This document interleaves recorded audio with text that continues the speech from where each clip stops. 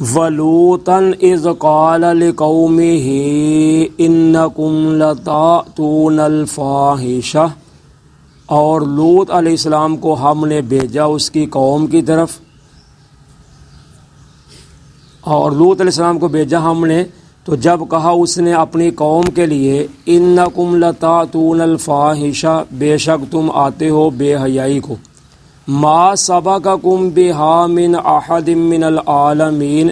نہیں کی یہ بے حیائی تم میں سے اس کو پہلے کسی نے جہان والوں میں سے، اَإِنَّكُمْ لَتَأْتُونَ الرِّجَالَ وَتَقْطَعُونَ السَّبِيلَ، کیا تم آتے ہو مردوں کے پاس اور تم قطع کرتے ہو راستوں کو، بند کرتے ہو، وَتَأْتُونَ فِي نَادِيكُمُ الْمُنْكَرَ، اور تم آتے ہو اپنی مجلسوں میں بے حیائی والے کاموں میں، فما کان جواب قومہ، پس نہیں تھا جواب اس کی قوم کا، الا ان قالوا ائتنا بعذاب اللہ،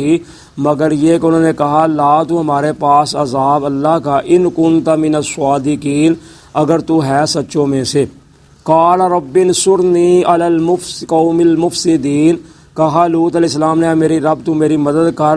فساد کرنے والی قوم پر۔ تو اللہ تعالیٰ فرماتے ہیں کہ ہم نے لوط علیہ السلام کو بھیجا، یا اس کا معنی ہوتا ہے وذکر، یعنی یاد کرو کہ جب ہم نے لوط علیہ السلام کو بھیجا، تو اللہ تعالیٰ فرماتے ہیں جب لوط علیہ السلام گئے اپنی قوم کی طرف تو ان کو جا کر کہا کہ تم بے حیائی والے کام کرتے ہو، یعنی تم لڑکوں کے ساتھ بدفعلی کرتے ہو، اور یہ ایسا کام ہے جو تم سے پہلے جہان والوں میں سے کسی نے بھی نہیں یہ کیا، یعنی جتنی اقوام گزر چکی ہیں پہلے ان میں سے کسی میں یہ برائی نہیں تھی جو تم میں ہے کہ تم عورتوں کو چھوڑ کر مردوں کے ساتھ آپس میں بدفعلی کرتے ہو، اور فرمایا کہ تم مردوں کے پاس آتے ہو اور تم راستوں کو توڑتے ہو، بند کرتے ہو۔ تو اس کا مطلب یہ ہے کہ وہ راستوں میں بیٹھ جاتے تھے تو جہیں راستے سے کوئی گزرتا تھا لڑکا تو اس کو پکڑ لیتے تھے، تو پکڑ کر پھر اس کے ساتھ برائی کرتے تھے، یا اس کا مطلب ہے کہ لوگوں کو راستے میں استہزاء کرتے، مذاق کرتے تھے، کنکریاں مارتے تھے، یا اس کا ایک مطلب ہے کہ ان کا مال لوٹ لیتے تھے اور ان کو پھر بھگا دیتے تھے۔ اور فرمایا وَتَأْتُونَ فِي نَادِيكُمُ الْمُنْكَرَ، اور تم آتے ہو اپنی مجلسوں میں بے حیائی والے کام، برے کاموں کو۔ تو اس کا یہ مطلب ایک یہ ہے کہ وہ بدفعلی کرتے تھے تو سر عام کرتے تھے، یعنی ایک کرتا پہلے پھر دوسرا پھر تیسرا، جیسے آج جس کے ہمارے گینگ ریپ کہتے ہیں کہ ایک ہی عورت کے ساتھ یا ایک ہی مرد کے ساتھ 3-4 افراد بدفعلی کریں، تو یہ کام وہ کرتے تھے۔ یا دوسرا اس کا معنی یہ ہے کہ وہ کسی کو پکڑتے تو اس کو اپنے ڈیرے پہ لے جاتے، جہاں انہوں نے بنائے ہوئے تھے بیٹھ کے ڈیرے، ادھر لے جاتے تھے، ادھر جا کر اس کے ساتھ بے حیائی والا کام بھی کرتے اور اس کا مال وغیرہ بھی لوٹ لیتے۔ تو اللہ تعالیٰ کے نبی لوط علیہ السلام نے کہا کہ تم نے اتنی بے حیائی کو عام کر دیا ہے کہ لوگ ڈرتے ادھر آتے ہی نہیں، اس ملک سے لوگ گزرتے ہی نہیں۔ یا تیسرا معنی یہ ہے کہ تم نے اپنی عورتوں کو چھوڑ کر یہ کام کیا ہوا ہے لڑکوں کے ساتھ کرنے والا، تو یہ تو تم نے اپنی نسل کو ہی کاٹ دیا ہے، یعنی تم نے راستہ ہی بند کر دیا کہ تمہاری اولاد ہی نہیں ہوگی۔ تو لوگ اپنے آپ کو گھروں میں ٹھہرنا اسی میں عافیت سمجھتے ہیں کہ ہم باہر نہ نکلیں، کیونکہ باہر نکلیں گے تو یہ بدمعاش ہیں، یہ برا کام کریں گے، تو اس لیے لوگ ڈرتے گھروں سے باہر ہی نہیں نکلتے۔ فما کان جواب قومہ، پس نہیں تھا جواب اس کے قوم کا، الا ان قالوا ائتنا بعذاب اللہ، مگر یہ انہوں نے کہا کہ تو لا ہمارے پاس اللہ کا عذاب، ان کنت من الصادقین، اگر ہے تو سچوں میں سے۔ تو چاہیے تو تھا نبی کی بات مانتے یا کچھ غور و فکر کرتے، تو اتنے بے حیا تھے وہ آگے سے کہنے لگے کہ تو جو کہتا ہے عذاب آئے گا اگر ہم یہ کام کرتے ہیں، تو پھر لا اللہ کا عذاب، تو اگر سچوں میں سے ہے تو۔ گویا کہ وہ قومیں جو تھیں وہ اپنے نبی کو معاذ اللہ جھوٹا سمجھتی تھی، کہ کہتے تھے یہ نبیوں نے خود ہی اپنے کو بنا لیا، آپ خود یعنی ہمارا ہی رہنے والا، ہمارا ہی رشتہ دار، ہماری برادری کا، ہمارا ہی پیدا ہونے والا نسل میں، تو آج اس نے نبوت کا دعویٰ کر دیا ہے۔ تو گویا کہ وہ نبیوں کو اپنے آپ میں سے جھوٹا سمجھتے تھے، کہتے تھے یہ نہیں اپنے کو خود باتیں بناتے ہیں، تو اس لیے کہتے تھے اگر تو سچوں میں سے ہے تو لا پھر اللہ کا عذاب۔ اب اللہ کے نبی لوط علیہ السلام جب پریشان ہو گئے، دیکھا کہ اب یہ قوم سمجھنے والی نہیں ہے، یہ تو بہت زیادہ آگے گزر گئی ہے، کہ یہ ہمارا علاقہ ہی بدنام ہو گیا، یہ سر عام بے حیائی والے کام کرتے ہیں۔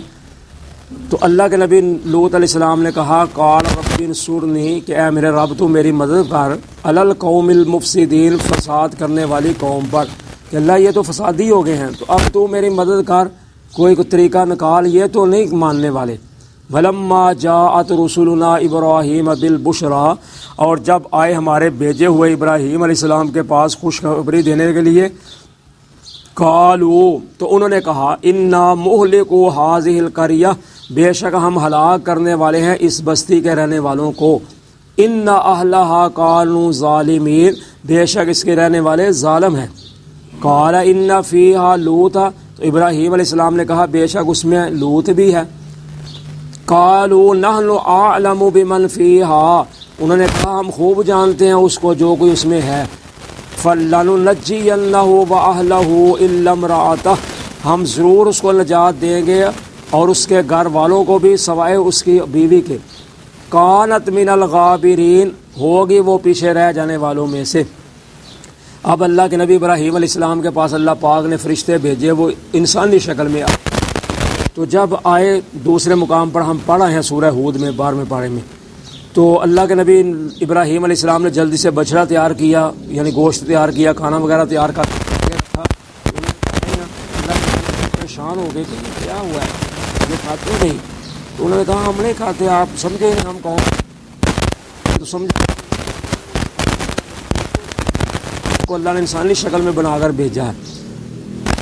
آئے تھے آپ کہنے لگے ہم آپ کو خوشخبری، آپ کو اللہ تعالیٰ جس کا نام اسحاق ہوگا اور اس کا بیٹا آگے یعقوب ہو،